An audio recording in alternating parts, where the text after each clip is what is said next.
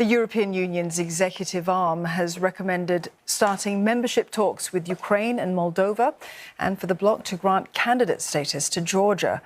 The EU has released a report detailing Kyiv's progress on implementing mandatory reforms. But the European Commission says that Kyiv needs to fulfill outstanding conditions before accession talks can be formally launched. Alex Cardier joins us live now from Brussels for more on this story. Alex, what are some of the obstacles to EU membership that Ukraine still needs to overcome?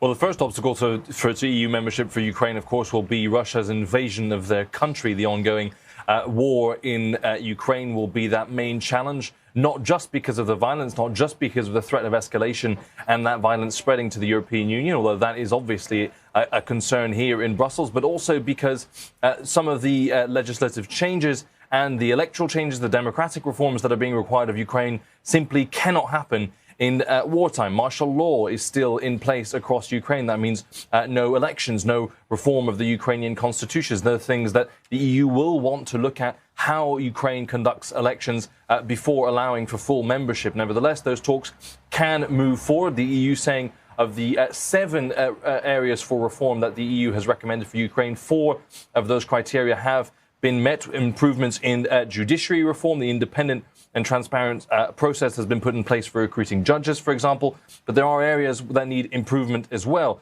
The rule of law, institutional reforms that the EU has been pushing for, that includes public administration reform. Now, to give you an idea of how specific the EU is in its request, that includes merit-based recruitment. So how the Ukrainian government recruits its civil servants is all part of these reforms. So it's very detailed. Now, the other big factor for Ukraine to consider will be the establishment of a market economy and being able to resist competitive forces from the rest of the EU. So there's a lot of work to be done, but certainly Ursula von der Leyen, the President of the European Commission, saying a lot of work has been done and progress has been strong for Ukraine. Alex, thank you for that. Alex Cardier there in Brussels.